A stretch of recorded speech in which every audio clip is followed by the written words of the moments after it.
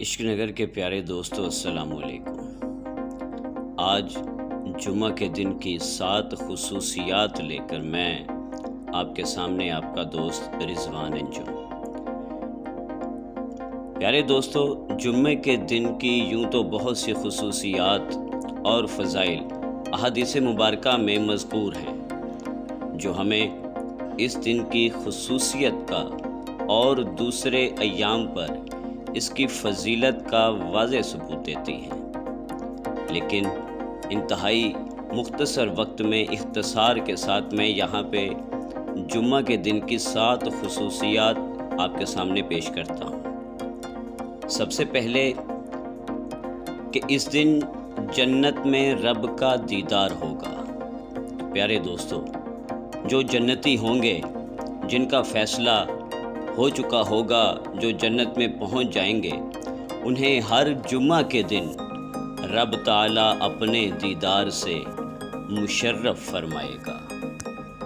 اور جو جمعہ کے دن کی دوسری خصوصیت ہے، اس کے بارے میں احادیث مبارکہ میں اور بزرگان دین کے اقوال سے یہ بات ہمیں ملتی ہے کہ جمعہ کے دن ہی قیامت قائم ہوگی۔ اللہ تعالیٰ ہم سب کو قیامت کے دن اپنی رحمت کے سائے میں رکھے۔ اور تیسرا کہ اسی دن دین اسلام مکمل ہوا۔ تو پیارے سامعین، جس دن الیوم اکملت لکم دینکم کا خطبہ نبی پاک صلی اللہ تعالیٰ علیہ وسلم نے ارشاد فرمایا، وہ جمعہ کا دن تھا۔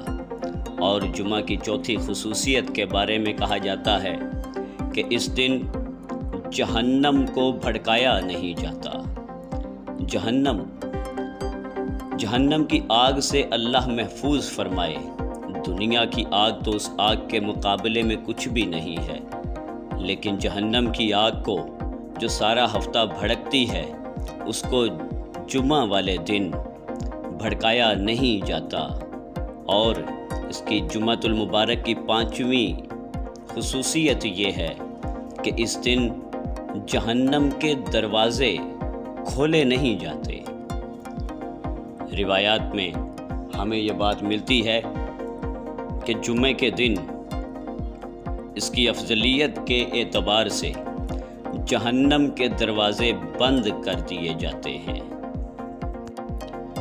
جمعہ کے دن کرنے والے کاموں میں سے 2 کام یہ ہیں کہ اس دن نئے کپڑے پہننا، نیا لباس زیب تن کرنا، یہ مستحب عمل ہے۔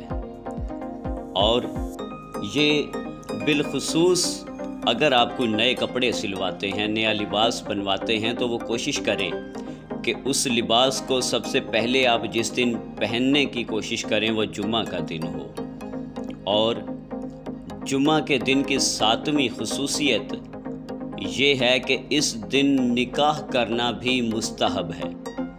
نبی پاک صاحب لولاک صلی اللہ تعالیٰ علیہ وسلم کی حدیث پاک بھی ہے کہ النکاح من سنتی، نکاح میری سنت ہے۔